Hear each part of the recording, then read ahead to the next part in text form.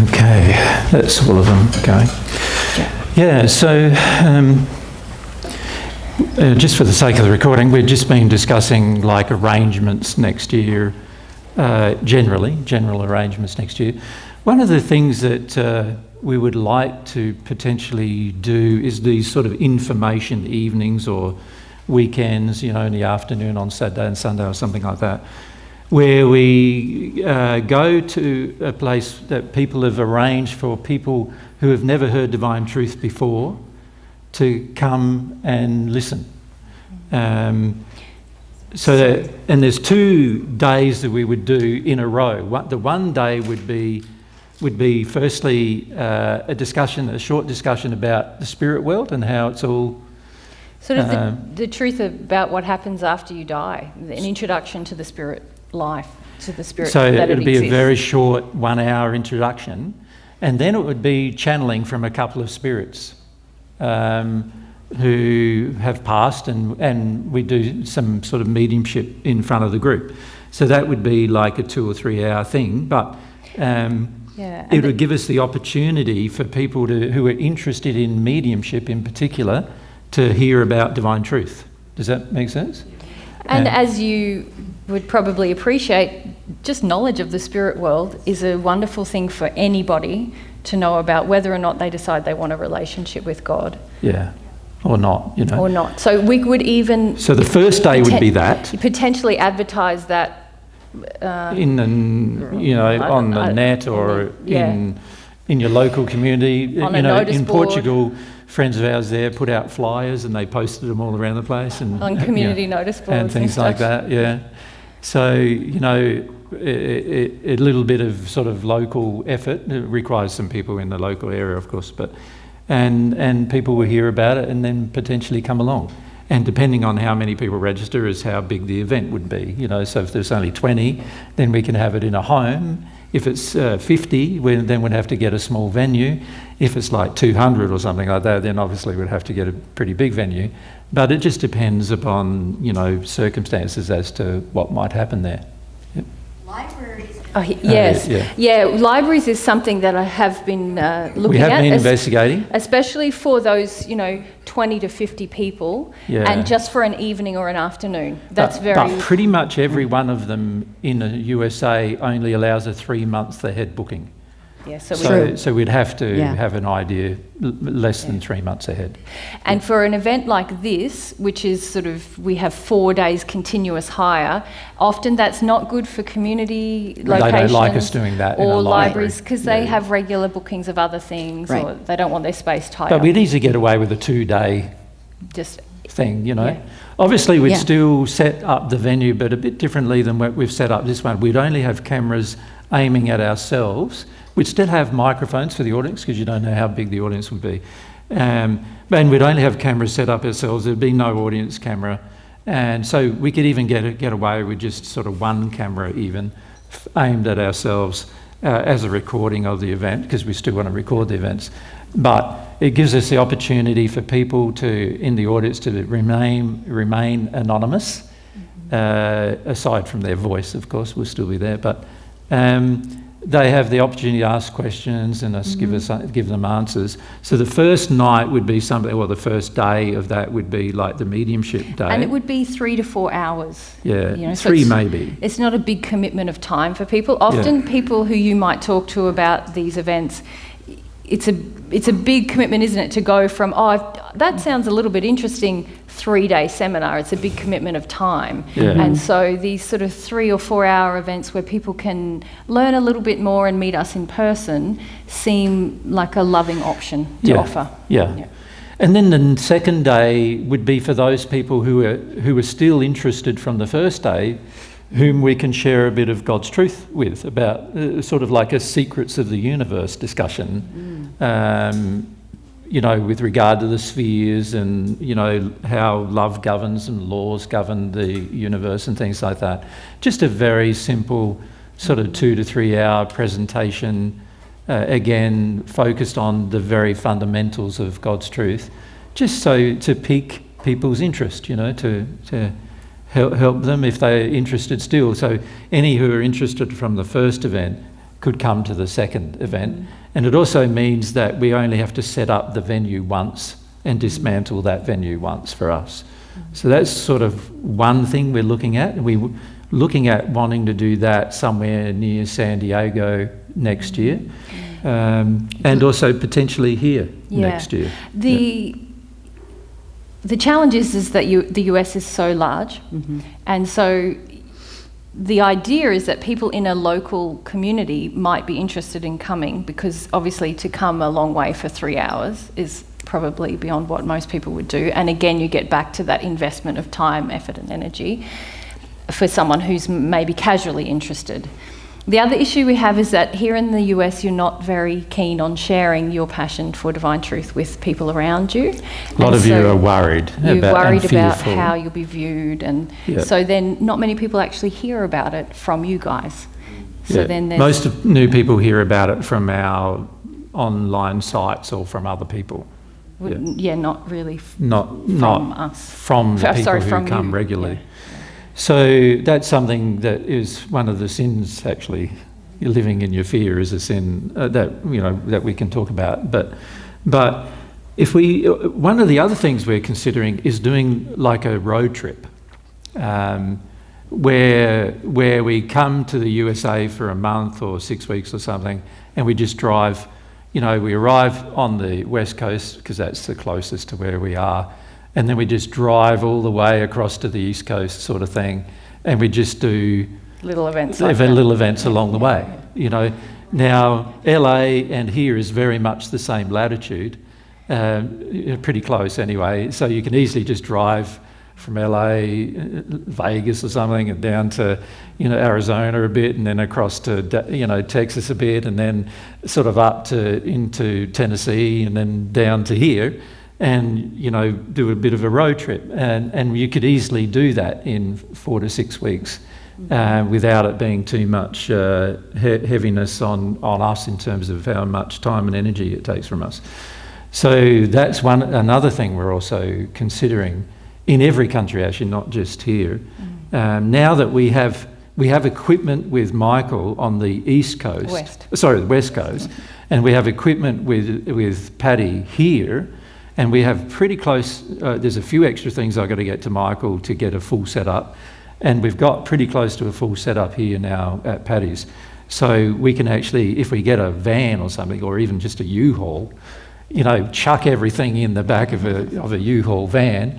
They're pretty cheap to rent per day. It's just the mileage you've got to pay for it. So if I know what the mileage is, I know what the cost is. And then we can just go one to the other, and then hopefully we'd have to somehow get all that back, of course, to the original location if we did that. So there's a few logistical things we've got to sort out. Does anybody live somewhere in the middle of that? Yes? Yeah. How many of you Not live very somewhere many of you. Not many. No. So most of you are north of that, aren't you? So, so you're talking sort of like the latitude that goes across the top of the country. Is that right? Yeah. So from, where is that from, say? Oregon, is it? Washington, right the way through Chicago, and through all of those areas. And, you've got a big country, so it's hard to cover all of you at one point. So, but these kind of road trips are just something we're considering. Or where we bring a driver with us and they drive the gear and we just fly to each location. That's also an option. So the person in the car is not us, but somebody else who's driving the gear. And then when they're done, they have to drive the gear back to the original place we picked it up. Or we do the drive and then somebody flies across and just drives it back, something like that. Yeah, something like that. So that we don't have to drive both ways, basically. Yeah. Could the driving be a volunteer? Yeah, as long as they take care with our gear, it can be anybody. Cargo. Yeah. Obviously setting up our gear at this stage, just to give you an idea, setting up the gear, we already had nearly $10,000 worth of gear at Paddy's, and we've added another $7,000 worth of gear in Paddy's. So it's close to 20 grand's worth of gear in the location. So that's the speakers, the stands, the microphone stands, the cabling, a lot of the cabling I've had to sand. We also have drives that we send back to Australia with recordings that are part of the gear setup. chairs, whiteboard. We've bought all of these things. The reason why is because we can't find good ones otherwise. Like the chairs we're on now, we found these in England. We couldn't find them anywhere else where they were actually comfortable to sit on for us for 4 or 5 hours. And so we shipped them from England to every country. So far we've bought 24 of these chairs and we've shipped them all over the world. We know now that this is how they are. We can carry some spare parts for them, and so that means if they break down, we can repair them, and all of that. So these are the kind of things we think of when we're trying to arrange for things. So currently, we do have an East Coast setup and a West Coast setup. We could even do like East Coast road trip, West Coast road trip. So where you arrive here, chuck everything in the van, go up the coast. Up sort of this side of the country, and then back down, and then, or somebody, when we're at the top, we go across to Canada and somebody drives our gear back down, and then when we come back from Canada, we have to go back home through LA, so we could go back to LAX, go down to San Diego, or Michael's in San Fran, or near San Fran, and we could pick up a U-Haul there, go to his place, pick up all the gear, and then do a road trip down that side of the USA, which is actually probably a more economical way to do it, actually, than going right across the country. And so we got these options, and generally what's going to happen until we're stopped from doing it, which there are certain things I feel will happen in the future that may stop us, but until we do that, we're probably going to be arriving in LA because we can get a direct from Brisbane, which is our closest city to there. And we will probably then go do the LA down to San Diego or up to San Fran or even higher event, wherever that event is, and then do some bit of road tripping around there. And then we'll go to, there's an easy way for us to get to Canada from there because we can go Lax, Philly, Halifax, so it's only a double flight. And we do Canada on that, on the East Coast. And then we can go Halifax, Philly, here, and do here on the way back home. And so that's our general plan at this stage. That's our plan for next year, plus or minus the road trip on that West Coast. West Coast. Yeah. But not a road trip on this side, it won't be next year, but it'll be one road trip per year, potentially. The following year you'd swap that over where we'd do the road trip on this side of the country and we'd do the shortened stint on the other side of the country. Does that make sense? We'd flip them over each year. This is a general idea. And we're also not doing 4-month trips anymore because we're just finding them, by the time we get to the 4th month, it's pretty, you've been on the road, done tens of thousands of kilometres and tens of thousands of miles of tripping and lots of flights and lots of things that for us generally go wrong that we've had to deal with as well. So you get, what we've found is we've tried to build in sort of breaks for us, but as it turns out, because there's always something going wrong generally, it turns out you hardly get any breaks at all. And so on this trip, for example, we've been working sort of 8 to 12 hours every day for the most of the trip, bearing in mind we're trying to also organise next trip while we're on this trip. Yeah, we're trying to do the work of the next trip on the current trip because then when we go home, we're actually home. Yeah. And also we're still very involved in running things at home while we're here. So it's sort of like we're still having our home lifestyle while we're doing these extra travelling and events. So for us it's extra things and that are going on at home that we need to also monitor. So we're trying to arrange it in such a way that we have a 2-month stint in the North America and then we go back home for 6 to 8 weeks and then we do Europe for 2 months and then we go back home. So that's our general, so that way we get at least some sleep in the 2-month period we're home, where we can catch up on some sleep and also catch up on some things that are going back on home that we really need to be there to manage, but we can't be because we're on a 4-month trip. So that's our general plan. And the introductory evening thing, or the introductory weekend, we're planning to have at least a weekend or an evening. It could be like a Saturday afternoon and a Sunday afternoon, or, you know, a Tuesday after work, Wednesday after work, something like that in a... What would most people prefer? Like a weekday? Or Thursday, Friday, probably. Yeah? Thursday, Friday, yeah. Maybe Monday, Tuesday. Yeah. What's everyone's opinion about that? Is it different? Weekend? Weekend, yeah. So a lot of people weekend. Thursday or Sunday. Yeah. Yeah. Friday's party. Yeah, that's right. Thursday is want to get out. And usually Saturday is recovery from party time. Well, I doubt whether they are the people that are going to come to our event. So, anyway. Yeah, Vijay. Yeah. Thank you.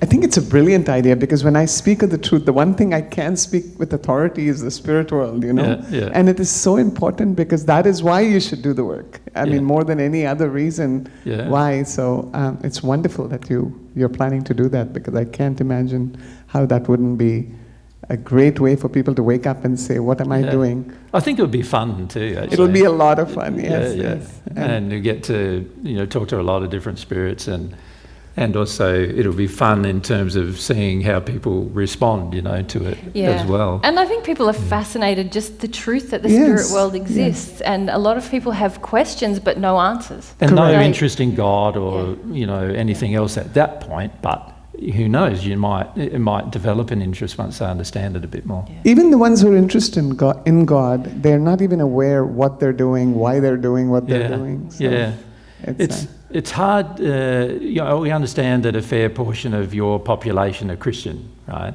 And obviously, when we talk about speaking to spirits, they feel that's speaking to demons, right? So there's going to be overcoming that to a degree for some, like how to overcome that. So that's something we've been pondering about. There's not a lot that can really probably be done about that at the moment. But there's also very famous American mediums. People pay huge amounts of money to go and see, don't they? So there's obviously some interest in the There is that segment, and then there's a segment who's really afraid of anything spirit. Yeah, very strongly afraid. Yeah. And we notice that a lot in the States. It's very strong fears. There are other countries have quite strong fears too, by the way, but generally not as large countries as the States. Yeah. In Canada, there's a bit more of a fascination with the spirit world than here. It's a bit less Christian in some ways as well, because there is a French influence there a bit as well. England is usually the one country that we find everybody's fascinated. Doesn't matter whether they're religious or not, and Christian or not, but here, particularly in the South, here, obviously more fundamentalist Christian the person becomes, the more difficult it is to get across to them that the spirit world is real and that's where you're going to end up, type of thing. Of course, their teachings and doctrines suggest that, with the hell and the heaven doctrines, but there's not a great deal of understanding of what that means. Yeah. If we just pass along, Virginia. Just go to the end and then we'll come back. Yeah. So you guys did talk about the information sharing days in Canada, and I told my mom about it just in case she wanted to come, but she's more interested in the fact that you guys are saying that you're Jesus and Mary and stuff. They're not really interested in just everything I've talked about with them. Yeah. So I was wondering, in those 2 days, would you guys be willing to talk, like I told her, all of you guys' first century stuff, it's already on YouTube and they can listen to that, but would you be okay with talking about your first century life, just because that's just what they're interested in, if she were to come? Probably, it depends how we approach. We're going to tell people up front. We have to tell people up front, the advertisement will be Jesus and Mary doing some discussions with spirit people who have died. Yeah. That would be basically the advert. And the next day would be Jesus and Mary talking about how the universe runs or whatever. But in terms of answering those kind of questions, a lot of people would just come to events asking those questions to just prove to me that I'm not who I say I am. Yeah. And things I know, like that. trust It me. becomes And quite it becomes an adversarial. and, well, not on our part, obviously. Not from us, but No. there's often, and it ruins it for people who are more sincerely interested. Say your mum's kind of more just sort of curious, but if you make the topic of conversation our first century life, I'm not sure.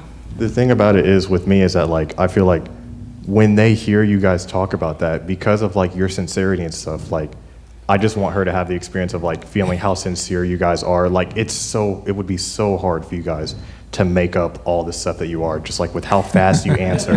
And just like, I just want her to have like the experience of like just you answering those questions if that's what you guys wanted to do. Yeah, and that may be something like that we might add as a third day to or something like that. It's, for us, our identity is not as important as everybody makes it, of course.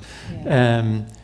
But it's, maybe it's a living room discussion with. That's why I bunch told of her it'd be people. good because she wouldn't be on camera, and you guys said it would be anonymous and stuff like that. Yeah. So I was like, Yeah, we want to make it so that for the audience at least it's anonymous. We don't mind answering those direct questions, and obviously we've done a lot of answering them.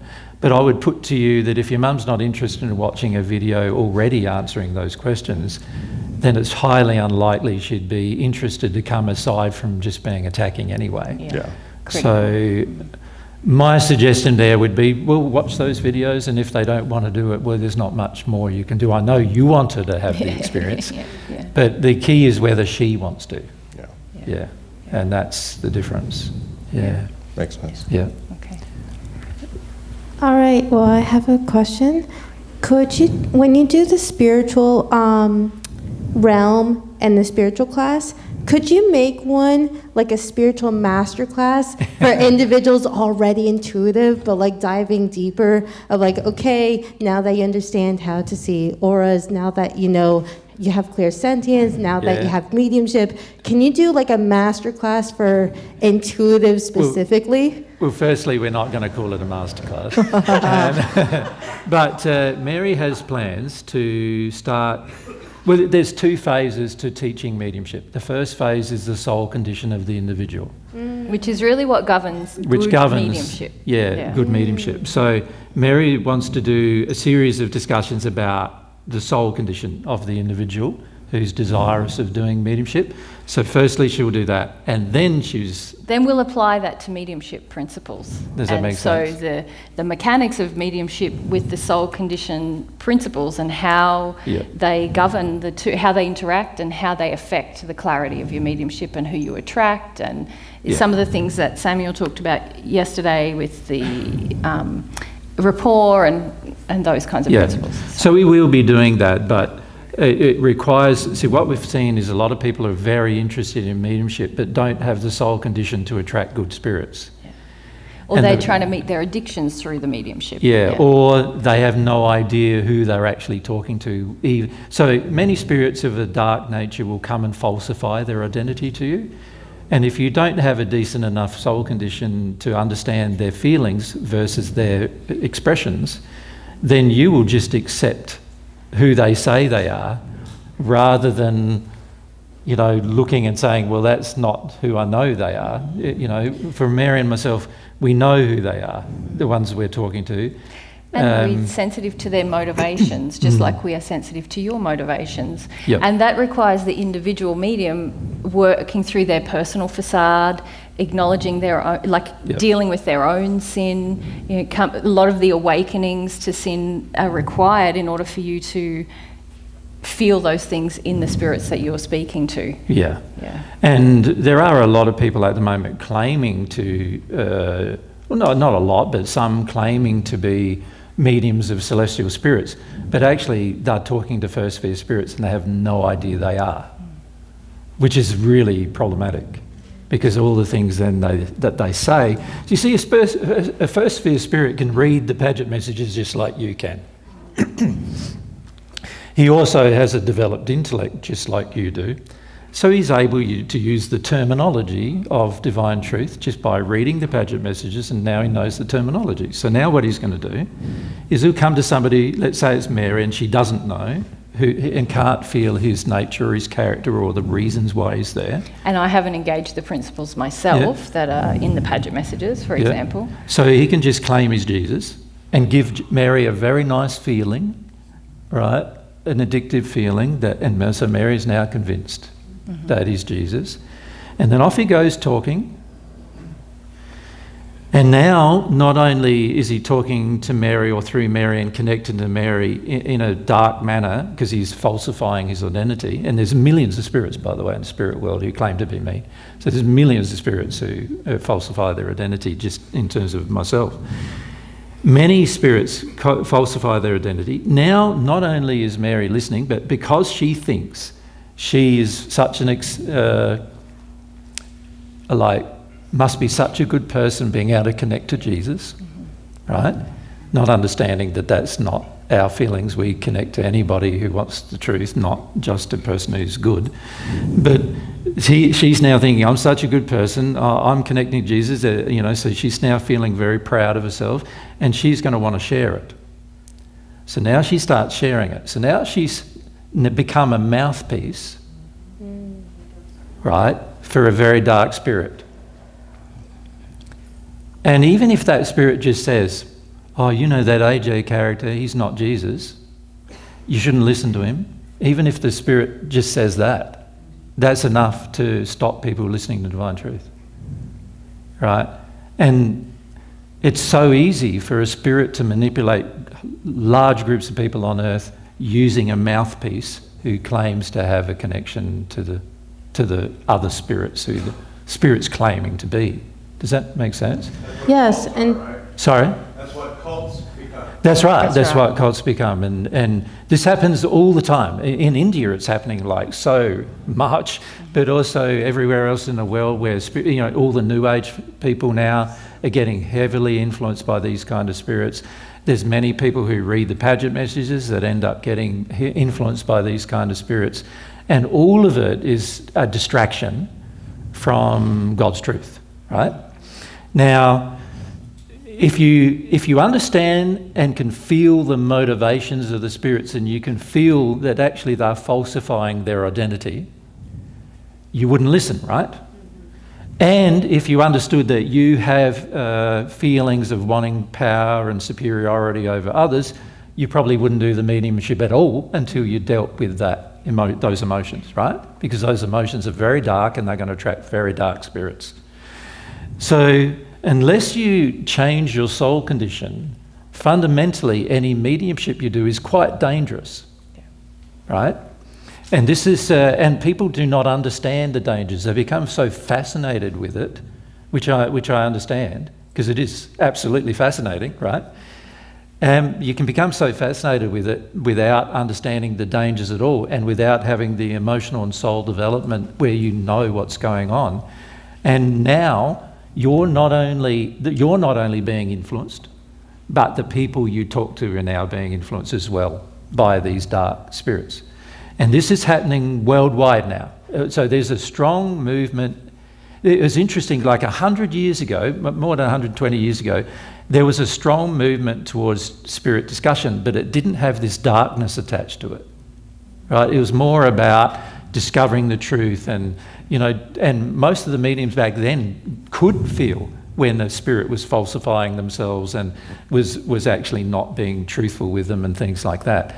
Now most people who are doing mediumship on earth are so entrenched in their own addictions and their own desires for notoriety, power, control, just adoration even, and things like that, that they've attracted some very, very dark elements into their life, and then they've become the mouthpiece of those particular spirits.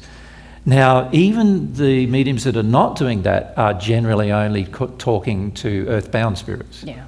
So they're talking to spirits who haven't even got to the spirit world hardly yet, and even lived their life in the spirit world yet, and they barely know anything at all beyond what they can see.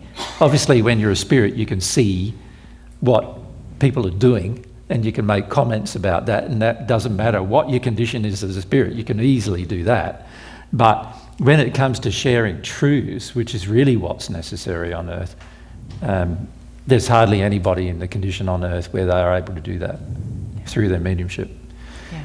So we sort of see, while it's important for everyone to understand we can all speak and react, and you constantly do speak to and react and hear from spirits around you, it's very important to develop your soul condition to the point where you are able to see who those spirits are.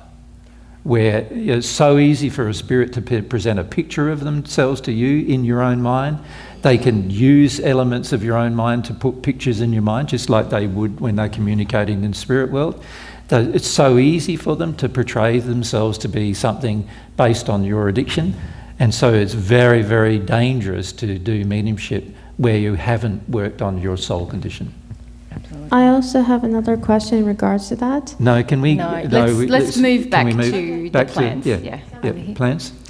Hi, I'm Gwen. I'm here actually because I've been in a 12-step program. I started out in Narcotics Anonymous, and I've been through Alcoholics Anonymous, and recently Overeaters Anonymous.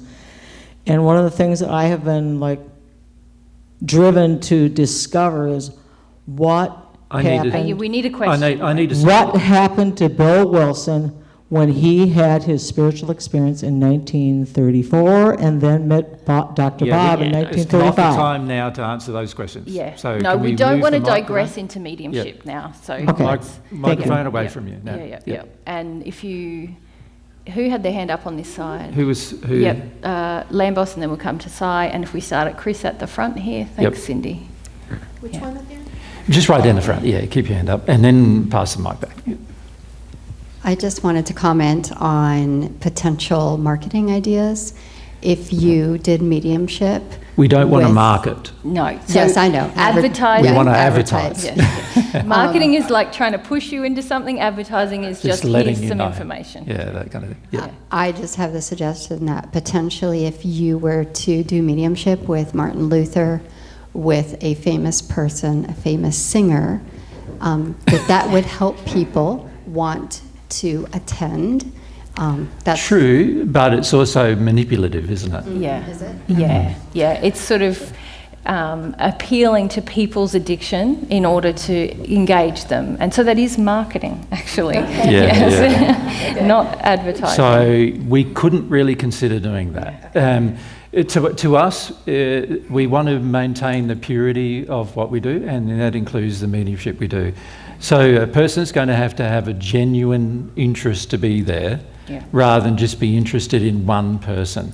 Now, of course, in the future, I'm sure those people. Some of those people you mentioned are our friends, and we've had many interactions with them ourselves in the spirit world, like people like George Washington and so forth, Benjamin Franklin and others. We know them personally, but to actually then say, advertise, we're going to channel them, we would, particularly in the USA, would be manipulative to an audience, and we don't want to do that. And they're quite adverse to that themselves. Correct. Yeah. You know, even Samuel yesterday, he wanted to be called Gus. You know, he's like, this is not about being famous. This is about the lessons of the spirit life and sin. Yeah. Like Elvis is a personal friend of mine, right? I know that sounds funny, but he is. But he would be very adverse to doing some channeling just on the basis of his name. You know, because of these principles of what's the motivation for people to be there and so forth. That makes sense? Thank you. Yeah. You know, we know the Queen of England, many of the prior Queen of Englands as well and so forth. Not the current one, we haven't met her, the one that just passed. But some of her ancestors we know quite well. But to do the same thing in England would be quite manipulative to an audience as well. Does that make sense? Yeah. So there are times when people might ask me, and we might actually channel them in the moment, but it won't be for the point of attracting a people, crowd. a crowd. Yeah. Okay. Where are you going to go? Lambos had his hand up over here. Yeah. Did you get the mic? Yep. And if we go to Susie here. Just a brief comment of support for the whole informational marketing concept. I probably proselytize more than a lot of people here regarding divine truth. I'm not too afraid to put myself out there, and I do it all the time. Today, yesterday, people are very interested. So I don't know if you all know, but everyone has a spiritual yearning. So even people who are not really connected to anything, they're curious. That's right. They're curious. And a lot of it depends, Lambos, on your feeling about it. If you're relaxed about it. Yeah, I'm very passionate, and I get very... People feel like, it's when you're quite afraid and worried about sharing it and worried about people's perceptions. Worried about the cult perception. Then it seems more cultish. People and feel whoa, what is I'm this pretty secretive thing? Pretty boisterous and confident. And I'm Planet Fitness today, La Quinta yesterday. I talked to these front desk people. And I gave them the URL. No, he asked for the URL. The guy at Planet Fitness said, "What's the URL?" I said, divinetruth.com. So I'm kind of a bit of a marketer, I know. Well, but I'm just saying, if you guys don't know. Well, that's advertising. It's just sharing information. Isn't sharing it? information. If you're going to call him tomorrow and say, "Did you look it up?" That would be marketing. Which we're not going to do. I had a guy at work. It's on my phone. He says, Tell Jesus I say hi. And he knows hardly anything about it. But at work, I talk to all my peers about it. Yeah, a lot of them do it as a joke, of course. But And because I have a crazy name. That happens to us too. And because I have a crazy name and I'm good at what I do, people kind of listen. They don't know what to think. That's right. But they're curious. That's right, they are. So that's what I we wholly encourage. And both my son and I are professional drivers, by the way. So if you ever want, we're professional drivers if you ever need drivers. Oh, thank you. Okay. That's good to know. Susie here. Thanks, Cindy. Do you want to help her? Would somebody... Oh, yes. Kevin. Oh, good. Thank you. Yeah, Kevin, you need to manage that side of the road. Yeah, if you jump in the middle and then Cindy can do that side. That's right. If somebody did have a passion to share this, what would be a loving way to do it? Like if you had an event that wasn't... that you made sure that you checked your own motivation before you did it? Like very much so. Yeah, you can see... And do an event that was cooperative with what you were sharing and... Just make sure you're sharing the truth. Yeah.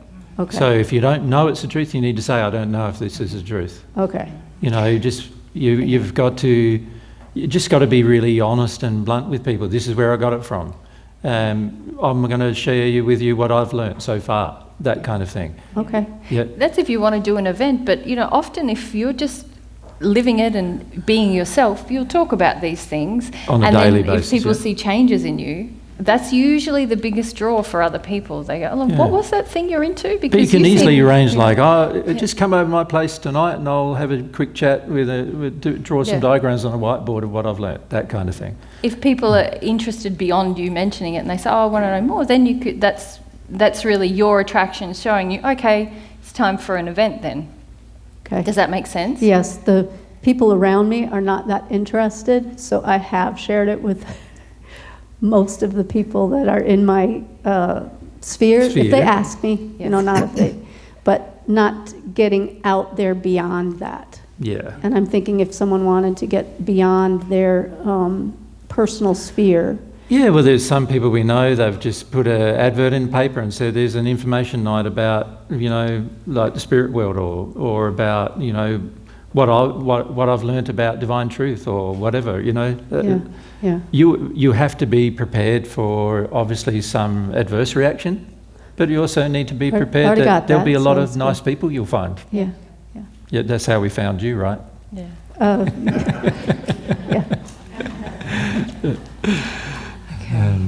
Sai, if we go to Sai on this side. Yeah. And then if we go right up the back to Anna. Cindy, thanks. I have a lot of thoughts, I wrote it down.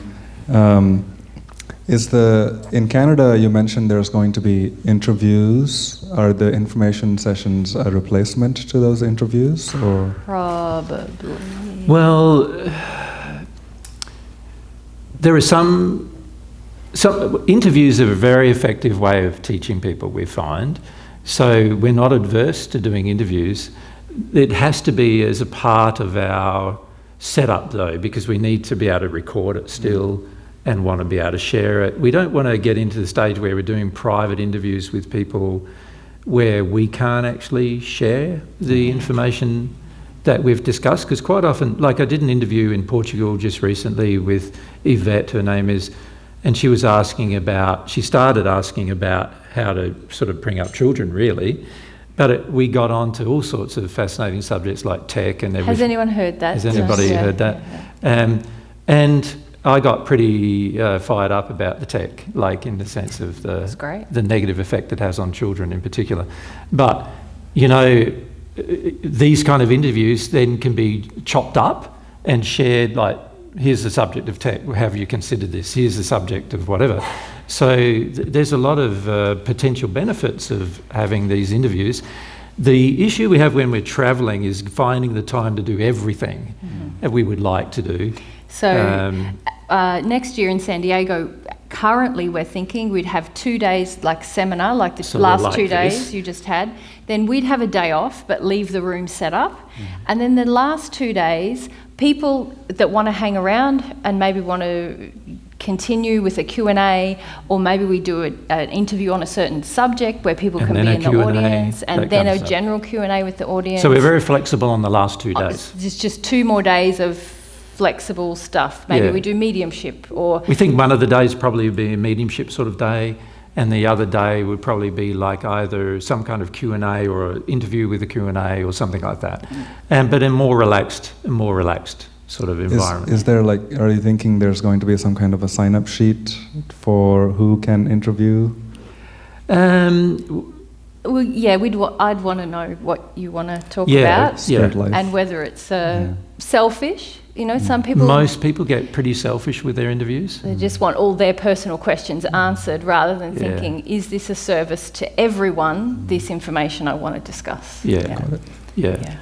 And also, it's interesting when we get interviewed about public affairs, for example, or other things, politics or religion or other things, because it's quite fascinating what happens from those discussions, because we don't normally get asked questions in sessions like this about those matters.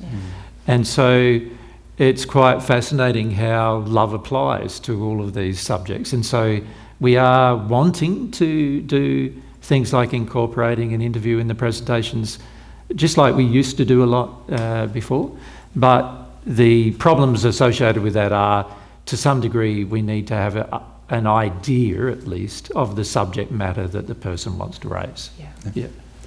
And one thing, I just saw a gentleman, a younger one, going fast in the hallway, cleaning and everything, and I felt like he was interested in the things that he was hearing. And he is, yeah. Yeah, I went up to him and I said, you can come for free and sit. Is that something you would encourage without signing up or anything? No, this is why we're trying now to arrange for a venue where there's spare seats. So my policy now, you know how last year there was waiting list and it was all these, you know... It was because we were limited on the size of the auditorium. We were limited on the size, and so now my policy is we get a venue. I still like to have your registrations, because it means for things like the books and for the chair layout, I can have an approximation, but then we always allow 10 to 20 extra seats beyond what we think, because we want to allow for people who spontaneously want to come to just come and sit.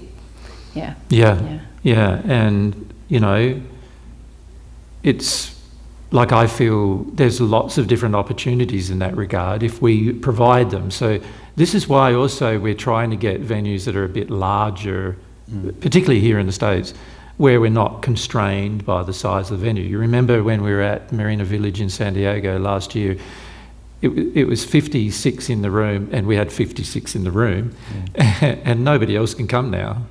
And that is a bit problematic. Now, we did run 2 events, but there was 56 in the room, both events. For us, that means there were people who missed out, and we don't like to see people missing out when, you know, there were another 20 bookings on each of those events, and you know, we don't like to see people missing out. So you know, that's something we're trying to do. Obviously, the bigger the event, the bigger the room, the bigger the cost. But which is why we're very trusting of we'll be able to cover expenses if we just do the loving thing. So that's our goal. So. Yeah, and by the way, I just wanted to say that even though it's a very, very sort of taboo topic to share in the professional software engineering circles. Yes. I have been sort of mentioning it very casually, just in meetings and everything. Yeah. Oh, where did you go? And I was like, oh, vacation. Oh, what do you do? And I'm like, well, I learned some God's principles from Jesus and Mary. I'm like, say what? And also that increased the law of attraction just to, there's more people, even though I'm nowhere near advising anybody, but more people just coming with their personal problems to me. And like recently, one of many, like much senior engineer just came and said, I'm having trouble with my wife and everything. And it's like, that's interesting. Here's some divine truth. Here's something Jesus shared me about me and my wife. Yes. That's a great. This is a great way of sharing, because people learn and then they talk and then they learn and then they talk more. And word of mouth is the only real way that divine truth is going to spread. Yeah. Like, advertising generally won't work, because as soon as people see Jesus and Mary, generally, there's a put off straight away. It's your personal sharing that is going to word of mouth. Everything I've ever done in my life, in this, including business, it's been word of mouth that's had the most effective. So I don't understand why there's things like yellow pages or anything, really.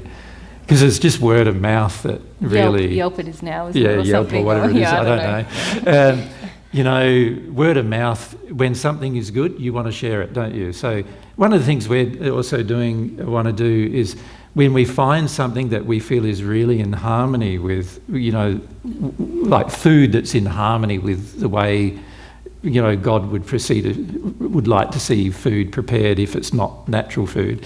And things like that. Or, like in Australia, we've found scrubbing brushes that are completely not plastic.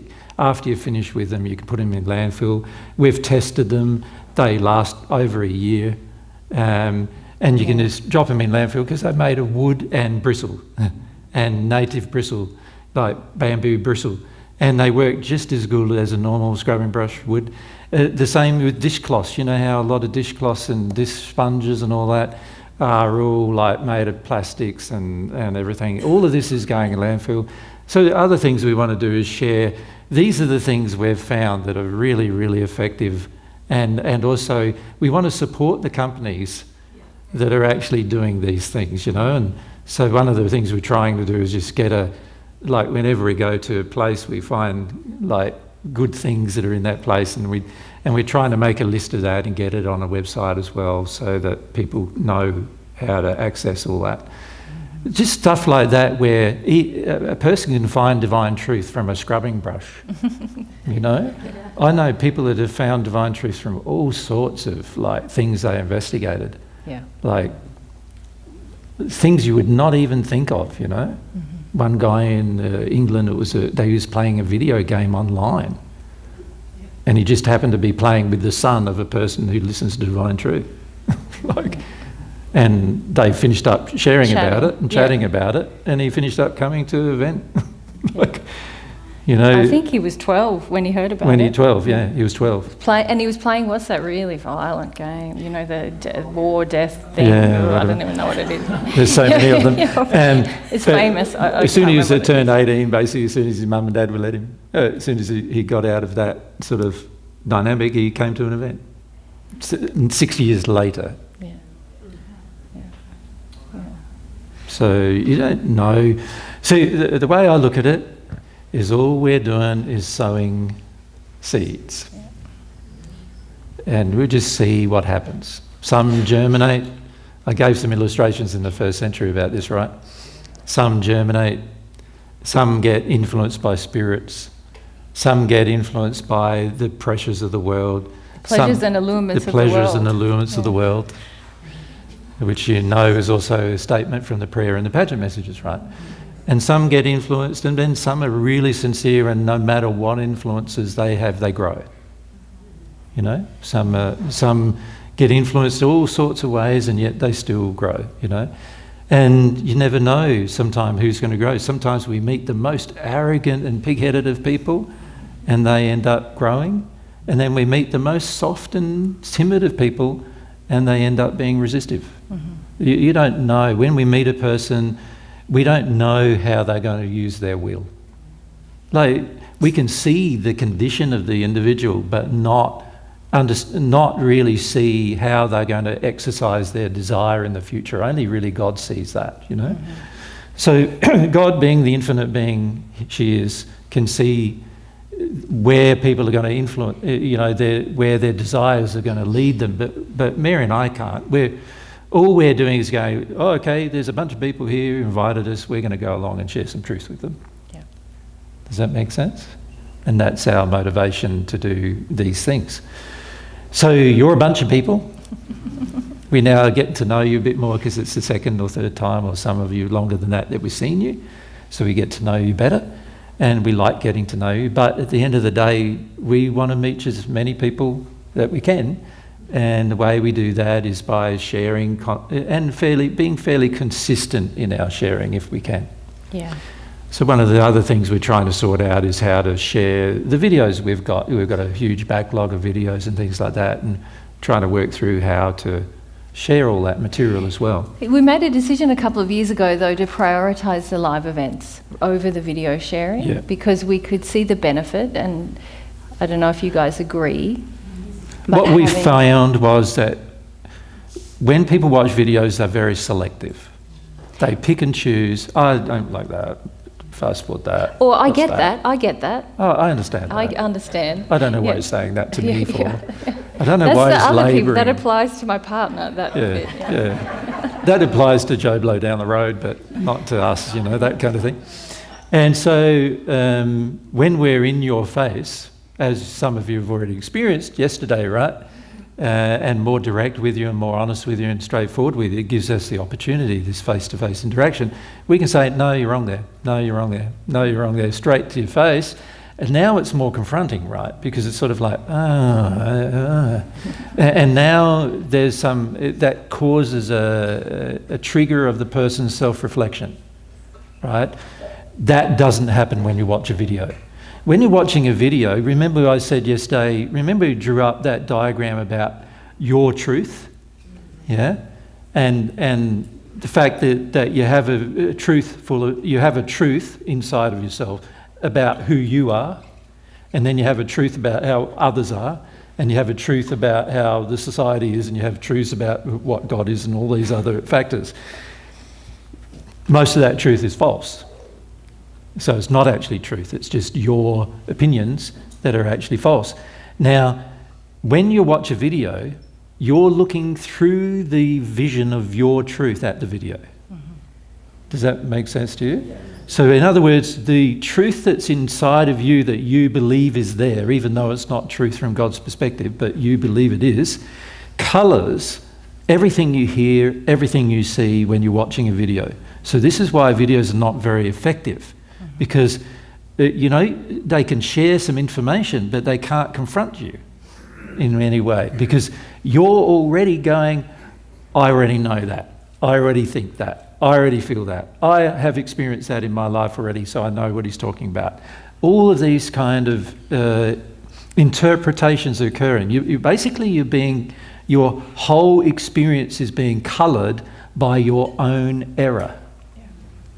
Does that make sense? And this is why every one of you, when you come to us, often one person will say, oh, but I watched this and I thought this way. And then somebody else will come to us and say, I watched exactly the same thing and I thought you meant this. You know what I mean? That because the truth that's coming at the person is now tainted by the error that exists within.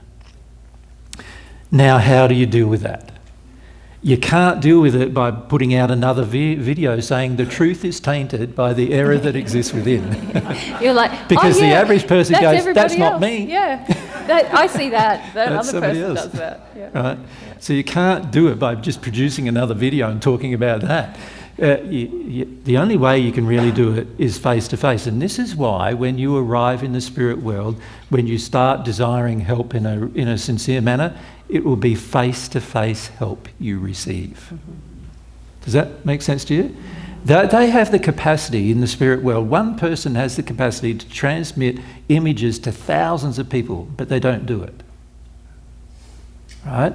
And the reason why they don't do it is because the images are not going to have much effect on people. It's the face-to-face interaction where you're asking a question and somebody's giving you yes, that's true, no, false completely, this is why. It's only those kind of confronting conversations that are going to help you grow. Does that make sense to everyone? And you can produce video after video after video of all different subjects which are informative, but there is a fundamental problem with that. And the fundamental problem is this. You, being the half of the soul, you are, right, either male or female, you having feelings inside of your soul is going to fundamentally determine what you absorb. And if your sin is inside your soul and you don't know about your sin and you don't know where you sin and you don't know why you sin and how you sin and what God feels about your sin and you don't understand the damage it's caused and all those other things, then whatever you are, so let's put those two halves as one person for a moment and just say whatever you are is going to be great. What you absorb is going to be greatly determined by what you already think you know. And worse than that, it's going to be determined by your soul condition. Remember yesterday we said a soul condition includes the physical, which you could actually say your mind is a part of, but it also includes the senses.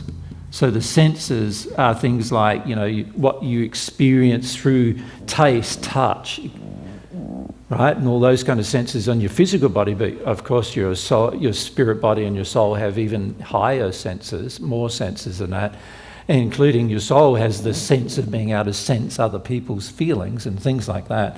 So you've got your emotions, your sexual. Remember, we listed these yesterday, didn't we? And your spiritual belief systems. Now, every one of these things becomes a filter via which things arrive inside of you, right?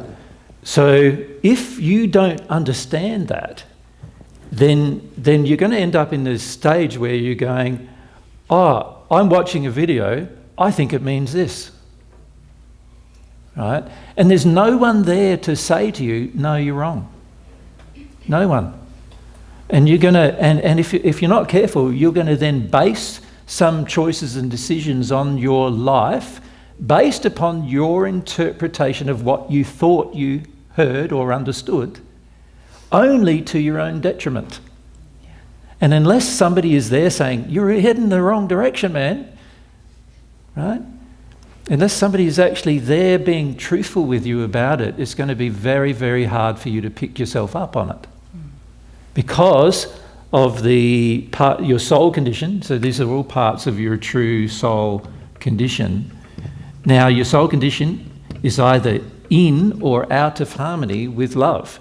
And if your soul condition is out of harmony with love, which it is for every person on earth who's a sinner, right, so it's out of harmony with love, all of your interpretations, even of the word love, are going to be distorted. Every single interpretation is distorted.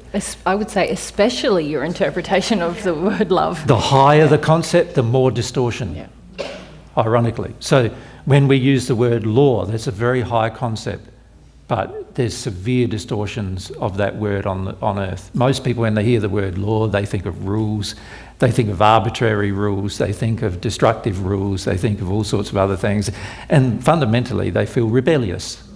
I don't want to listen to that, I'm not doing that kind of feeling.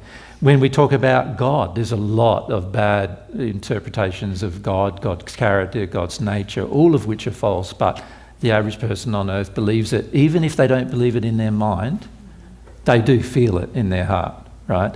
Most people have associated God with their parents because of authority. So when they hear the word authority, when I say to you, God has authority over your life, most people emotionally go, I don't want that. Like, I want me to have authority over my life, not God. So, there's all these taints of the information. So if somebody's presenting divine truth to you, and are there with you, they can feel the taints you're absorbing through your filters, and then they can correct that. But if somebody's not there and they're presenting the same material to you, they can't feel anything. And you can't know whether your interpretation of what you've heard is actually accurate or not. There's no way of knowing. And because you have to hear truth from a source higher than self, on every single thing, by the way, there has to be somebody who's have a higher physical sensory development than you do. There has to be someone who has a higher emotional development than you do. Has to have somebody with a higher sexual development than you do, and a higher spiritual development than you do. You know, for information to flow, it has to be from a higher source. And that includes, see, most people think, oh, he means intellectual. I'm going, no, I don't mean intellectual. I mean in every single facet of your existence, truth is flowing to you, but it has to come from a higher source in order for it to be beneficial to you. And as that truth is flowing to you from these higher sources, you then have the choice to reject or allow. But when it's a video, it's an image of a higher source. It's not a higher source, right? And so what's going to happen is you're going to just absorb the information, and the same applies to audio. You're just going to absorb the information, thinking that your interpretation of that information is actually correct. That what you perceive it to be is the reality that God feels about the same thing. And as a result of that, you may be totally misled, thinking that you're basing the rest of your choices on that truth. That is not actually a truth because it's been tainted by your own condition. Does that make sense to you? It's been tainted by the glasses. So it's like getting some water, starting to drink some water, but somebody's pouring in some, cordial, or what do you call it here? Brandy, yeah, brandy. No. It's when you mix like a syrup. A syrup, I think you call it. Like a syrup? You call it syrup? Yeah. Where you put a sweetener in it, and it turns it into something completely different. It's nice and tasty to you because it matches your condition, but it's actually now a taint of the water. Does that make sense? And then, because you now think you know it, what are you going to be tempted to do? You're going to be tempted with your interactions with everyone else to share it, and unbeknownst to yourself, you're sharing a taint of truth rather than the actual truth. Does that make sense? Yeah. So Dan, you want to? Where are we up to? Anna was we're up at the the back. back. Anna first. Yes, going back to you guys traveling. Plans. Yep. Would you consider like a Wemberley situation again? Because I really personally loved it. When you stayed on site. When you stay on site, and then I kind of felt like I connected with more people at the fireplace. It was so great. Yeah. The food was great, everything. So I was just, I've always wanted another one, basically. Yeah. So where was that? That's Texas, Wemberley, Texas. Oh, yes, yeah. The challenge is, Anna, there's a couple of challenges. Yeah. One, logistically, that's very hard for us. Firstly, to find the suitable location. Two, we found one in Australia. They all had, there was a auditorium was only about 80 people. Some of you have been there, right? In Ivory Palms. Who was there? A few of you, yeah? That was great because a lot of people stayed there. It was pretty close to everything. You could cook your own food and prepare your own food still. But you could socialise. You had your own apartment. And we had breaks in the session, so there were spare days. People could get together. It was pretty warm, so people swam in the pool, went down the beach and other things during their spare days. It was really great, and it was sort of a very relaxed atmosphere. People asked more questions as a result. Because when you get to know each other a bit, you're a bit like you're not as self-conscious about your question, are you? Yes, exactly. That's what I feel like. I feel like everyone just connected a little more. Yeah. And it was just a beautiful experience. It was nature, it was green, there was deer. It was just so beautiful. That's right, yeah. Yes, we would love to run more of those events, but for us to organise them in a country that's different to ourselves is very difficult. I was just thinking like the connection, like Wi-Fi, and would you need that to run the videos or? No, we don't need internet. We need reliable power source. We need a weatherproof venue so that the equipment doesn't get dusty or wet. We or need to be able to damp. maintain the temperature to a degree in the venue. Yeah. We don't want it to get so cold that you're shivering, and like there was one venue we went to, we did it in a barn in the middle of winter, and it was like 3 degrees Yeah, I Celsius. think we went when it was a little cooler. Yeah. So, but as long as you can be comfortable, and I don't know how you guys have found it this weekend, but I've found it generally, even though it's a little warmer than you're probably used to, it's still bearable, isn't it? You just dress for the warmth, and if it was once you get up in the 39, 40 Celsius, which is like your 100 to 110, people are starting to no longer concentrate anymore, and basically whatever we say is pretty much just for the video. Everyone's just thinking, when can we get to the break? So the main issue is just the location, finding something that would suit. But also managing bookings. We don't have the time to go, Jennifer wants to come and she's coming for 5 days, I'll let the venue know, and then Lambos wants to come, he's coming for 8 days, I'll let them, they want meals, they don't want meals. No, that's too much, that's a full-time job for somebody. So when we went to Wemberley, some people in the US managed the bookings. We didn't actually manage them ourselves. The bookings. We just came and did the event. So that assistance is welcomed. Yeah, if you want to set up something like that, we'll rock up. Yes. Okay. We will be there, and probably many other people would come. But you're going to find it's pretty traumatic doing it. No, I definitely know it is. So. Yes. And also with the catering, sometimes it's fun, isn't it, to have like vegan catering and everything. And it's a nice experience sometimes for people who are not yet vegan, and then actually you can eat yummy food, Sorry, let's have the mic back with you. Don't give the mic away until we're done. Yeah, the kitchen being 100% vegan, then providing the food, everything. I mean, I thought that was great. One less thing that us as the guest had to worry about. So but we don't like it. This is my caveat. This is my caveat. We, as you know, we encourage self-responsibility in everybody. So the more is done for you, the more you're in this the less we're interested in doing it. We want to move towards you guys doing more things. Wednesday was going to be a walk. No, now we're going to do some weeding, or some yard work. So where you learn how to love yourself and you learn how to give to others. When somebody's giving you the gift of making a meal, it is wonderful. But when you're paying for it over 5 or 6 days to do that, that's not a gift, and it's also not wonderful for you. I'd be so interested in you guys if you wanted to get together, have a communal kitchen, and 3 or 4 of you want to prepare the food each night. Do it yourself. Now we're interested. Now I'm up for that. That's very interesting. We actually do that with the teen camps in Mexico. I'm in charge of the kitchen, and then different moms. But we don't want not one the moms, person. not the moms. Well, it was moms. It was the moms that came only. That's why. I know, but this is a part of the problem, right? It's everybody should be involved. Some of the dads that went did participate, but it was. What we often find is this: when these kind of things are arranged, all the women get together and do all of the prep and everything else. The men just sit there and get served, which is a major problem on earth, to be honest. And we don't want it in any of our venues. I want everybody. If the men are going to serve the women the entire time, I'll be into that.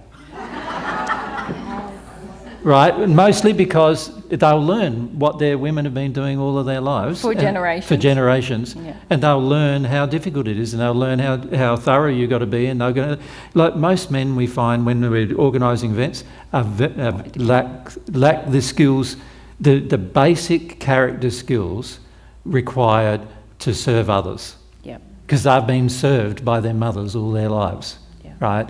So they lack the basic character skills. So if you're going to address that problem, now I'm interested. Let's have all the dads, all the men. All the men, they're preparing the meals. Young men. All the men, they're cleaning the rooms. Just for the week. I mean, I like like the toilets and the dunnies and everything. Now I'm interested because now they're learning. They're learning where they've been unloving all their lives. Yeah. And Do you the women understand? can drive the bus and manage the parking. That's right. That's what a lot of guys What the think guys is their wanna big do. effort, you know. Does that make sense? And women are very capable of those things. So, yeah. So the women are there doing the driving and the women are there doing the other things that the guys would normally do. And then they also get to appreciate what the guys do, you know. Okay, I have to have some spatial awareness here. I did the driving, I did the cooking, so I know it can be done. That's right, Anna. It can be done. Okay. Yeah. I have, thank you. Yeah. So, yes, if somebody... I'd come to Mexico for that, Anna. Yeah, we'd go anywhere in the world for that. Pretty much. Like, there's a great opportunity for learning there on a practical level besides what we teach, isn't it? Well, it's a practical application. Fundamentally, that's what we do in God's way. Yeah. Yeah. Everybody in God's way is involved in cleaning. Everybody. Everybody's involved in the most menial task. Yep. And you don't graduate to something that's got more responsibility or more technical skill required until you're good at the basics. Yeah. Yeah, You I appreciate the like basics. what we do because they have the sign-up sheet and the parents all have to sign up for a chore each day. Yeah. So, I would say the kids should be. well, the doing kids that do stuff. too as well. We feel Everyone that- signs up for a Yeah, chore. we feel also if there are children there, then they need to learn the same principles. So they don't get served either. They learn how to prepare their own food, that kind of thing. Yeah. Now we can agree to it. Does that make sense? Yeah. There's many people have offered these things in the past and we can't agree, and then we tell them why and they don't understand why. But the main reason is we feel that things can be done positively as long as they're done in harmony with love. Now, that's the tricky part, organising it in harmony with love. Yeah. There's one of the reasons why we would like to have venues eventually of our own is because we then have full control over it happening in harmony with love. Yeah. And that'd be wonderful. Imagine if we had a venue similar size to this or a bit bigger maybe, and then you had like 50 chalets or something, 50 places where people could come and stay, and people could come for free and they come to the venue for free, but it all runs off donations, so there's no charge to it, there's no, whatever. But they have to prepare their own meals and they have to go and get their own food still, or even better, prepare their own food from the garden that they're also tending. Imagine that. People learn a lot in that environment. Yeah, learn a lot about truth, love, responsibility in that environment. The problem with, as Gus said to you yesterday, the problem with the American environment is you're so used to being served here on almost every level that there's not a lot of love left. And a lot of appreciation for what goes into giving a gift. Yeah. Makes Serving sense. another. Yeah. So yes, we're interested in events like that that teach people love on some level. We're not interested in doing something like where a bunch of women get together and say they're going to prepare every meal for the entire time for everybody who comes. All that does is make the men more demanding and Less appreciative. And less appreciative. So that would be we would be unable to agree to that. Yeah. Just on that, for that one reason. The event might be perfect, the locations might be perfect, everything around us might be perfect in a lovely location and everything, but if it was just that one thing, we couldn't do it. Yeah. Make sense? Yeah, definitely understandable. Yep. Yeah. All right, would you like to, is there any more questions about the events themselves? Yep? Yep. Okay. Cindy, do you have one yourself? No. Yeah. Okay. I just wanted to quickly add, my community is ripe and ready. I would love to host you for a local event. It's a brilliant idea. Yeah. Where is that? Evanston, Illinois. Illinois. Yep. Illinois? Yep. And how... Can you email me, Ken? Yes, Yeah. I will. Yeah. Email event@divinetruth.com. Will do. Yeah. Yep. Yep. So if any of you feel in your community, it'd be love to have an event, we can make a list of those and eventually get to them, is our plan. Obviously, we're limited by time. We're not God. We don't have an infinite amount of everything. We have a finite amount of time. So obviously, we would get whatever the requests are, and then Mary and I would just have to look through it and go, well, what's the best road trip? The most effective trip to do. But yes, if you feel that it would be beneficial in your area, and you know there's a number of people who would come, and not just yourselves, but a number of others who would come, and anything more than 10 to 20, and we're happy to rock up. Yeah? Yeah, Yeah. absolutely. Yeah. Yep, Marianne, here. Just keep your hand up, Marianne.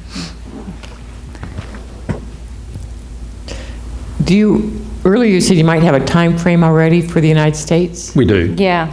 So we're looking May. the first event in San Diego probably being in the first week of May. Yeah. And then coming back via the Chapel Hill area mid-June. Yeah, we've got to solidify Canada as well a bit, so we're just working on that, Mary and I, at the moment, which we hope to have it sorted out this Canada's, coming week. Yeah, pretty soon. Like probably by Tuesday. Yeah. So after that, we'll know more about what we can do in the States. Yeah. Yep. Now, someone else had their hand up over here. Michael, yep. And up the back there, yeah. Oz. Yep. Oz, yeah. Michael, go first.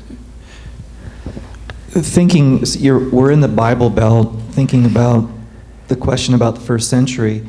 Something for ministers to come. I mean, I feel like the desire needs to come from them to question you, because that would be authentic. Yeah. It's hard because I think I've only ever had one minister. Last year in San Diego. We had a great discussion with Kimberly and Cheng's minister. Are they here today? Yeah. He asked to meet us. He was pretty incredulous, mind you, but it wasn't quite condescending at times. But you know, that's how it goes. He let us use his venue. Remember? Yeah, for free. For free. Yeah, and then he wanted to vet us first.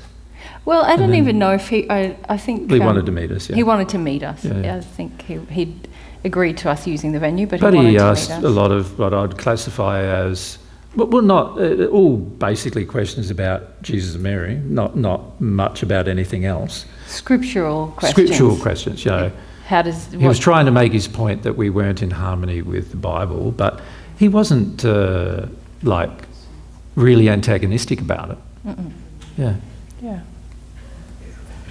Thanks. But yes, Michael, it'd be nice, wouldn't it, if people exercised a desire.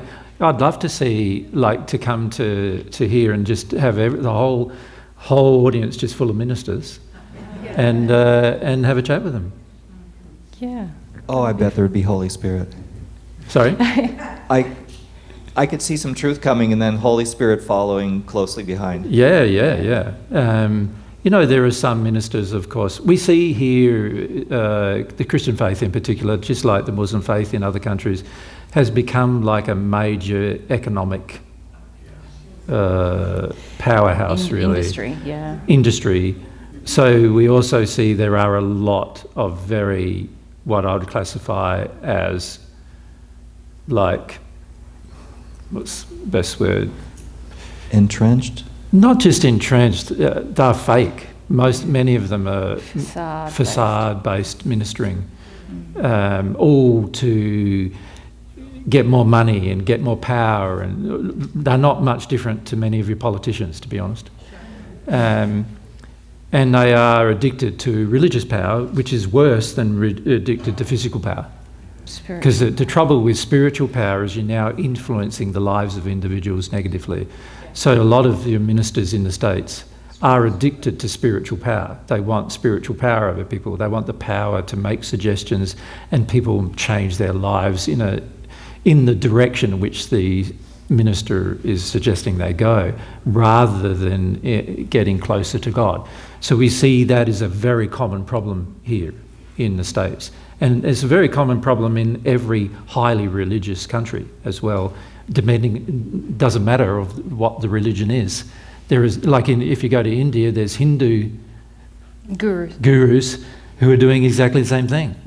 And if you go to other countries where the Muslim religion is more prevalent, there's sheikhs and other imams and others who have got power there, and they're doing the same thing, manipulating the populace to get power. Well, so they're not any different than a politician doing the same thing, right? It is quite difficult in some ways to find a sincere minister. So it's just something to bear in mind. When many of these ministers pass, you had a record of one of them passing in the Robert James Lee's material, remember, I think it's in the Life Elysian, if you've read that book, I think it is, where a minister comes to one of the helpers and says, like, I've in these rags, what's going on? And the helper tries to explain to him that it's deserved, yeah? And the minister doesn't think it's deserved. He says, I want to talk to someone higher than you. Someone closer to God than you are, so that, like I did, my whole life was for God. Like, where's my reward? Why am I not sitting next to Jesus like I was promised, And that's how many ministers have the feeling of that they want that power over others. Now, there are some sincere ministers, just like I'm sure, I've never met one yet, but there must be some sincere politicians. Do you know what I mean? He's talking about the politicians, yeah. I'm talking about the politicians. There's some sincere politicians, maybe, just like there is some sincere religious ministers, maybe. I've yet to meet many of them, mostly, I think, because they know there's going to be a challenge to their belief structure. And that's the main reason why. Yeah. Yeah. I'm reminded of Nicodemus. Yeah. Who came to you secretly. He came to me secretly in the first century. There were a lot of Pharisees in the first century, including my own father. He became a Pharisee eventually, before I died. And they were addicted to the power of it. It was very rare. Like Nicodemus was one person who wanted to understand the truth further. Of the 70 men in the Sanhedrin, there were only a few, less than 10, who actually wanted to have a personal discussion with me without being antagonistic, and less than 5 of those actually had any response at all positively after the discussion. And Nicodemus was one of those. And so, but he still, every discussion we had to do in secret, and eventually I stopped having discussions with him because of it. Because he knows that now. He's a celestial spirit now. But cool bit of trivia. In this life, Nicodemus has been one of Jesus' guides. Isn't that lovely? Yeah. So he's with us all the time. But, it's like in the first century, he was afraid of the criticism, the power thing that would occur if he acknowledged having conversations with me. Of course, he wasn't present. People sort of knew of his leanings, in the Sanhedrin. And so frequently when they had to vote upon something pertaining to myself, he wasn't present because they didn't invite him. Same as my father. He wasn't invited to the final condemnation of me before my death because they knew he was my father and he'd probably say no, right? So they invited only the ones and made sure they had a majority, and then they handed me over to the Romans. But there were some who wanted to hear, but generally, in terms of the condition, the Pharisees were of some of the worst condition of people that I met in the first century, because of this thirst for power, spiritual power over people. If you think about it from God's perspective, because all of the laws that are spiritual are the biggest laws. They're the ones that are all-encompassing, that guide your very future. So any person who wants spiritual power over you is a very dangerous person. Yeah. And they're far more dangerous than a politician who just wants physical power over you, or far more dangerous even than somebody who wants sexual power over you, right? Because quite often when they get spiritual power over you, they also get all of the other powers over you. This is how, there is this, with the Catholic faith, they got that spiritual power, and then they could also get some sexual power over children, over people with marriages, and there's all this other power that they then could wield because they had that spiritual power, the so-called authority of God to tell you what to do. And then You know, if you look at other religious faiths, it's very, very similar, where there's a taint, where spiritual power is engaged, there's a taint of also all other forms of power. So you see that when you go to India and you go to a guru, a Hindu guru in India, you'll find exactly the same. There's sexual power being abused, emotional power being abused, because it all began with the spiritual power being abused. It makes sense? And so frequently, even though the very people who would benefit the most from listening to divine truth, unfortunately, when I say the most, what I mean is they have the most correction to do, are also the very people who have the least intention for that correction to occur. Yeah. I feel eventually there'll be one minister, maybe first, who says, I'm going to invite Jesus to talk to my congregation. They've got great halls, particularly in the States, right? Won't need to hire that hall. And once that starts happening and people start addressing that, and they're not worried about their financial part of it, because here in the States you have this big financial impact of all that. The same in every other religious country, it's the same. In Italy it's the same. Where there's religion, generally they wield a lot of power, and it's not just spiritual power, it's also economic power and other forms of power. Once a minister has the courage and the self-awareness and also the personal character development to not care about those matters for the sake of truth. And the sincere ignorance about truth. And the sincere ignorance about truth, then they have a great platform already to influence others to actually hear the truth. Yeah.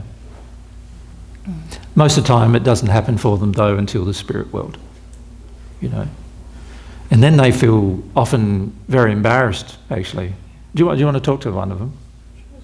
Yeah, well, Luther, we'll go with Luther for a moment, if he's okay. Yep. Yeah, so you're okay? Yep. Yep. Yep. Just, we can't go too long because I'm going to We can't go the too long bathroom. because I might pay to do the bathroom first, actually. You all need the bathroom? Yeah, let's do the bathroom first, and then we have a chat with you, Luther. Yeah. Yep. But also, Jay,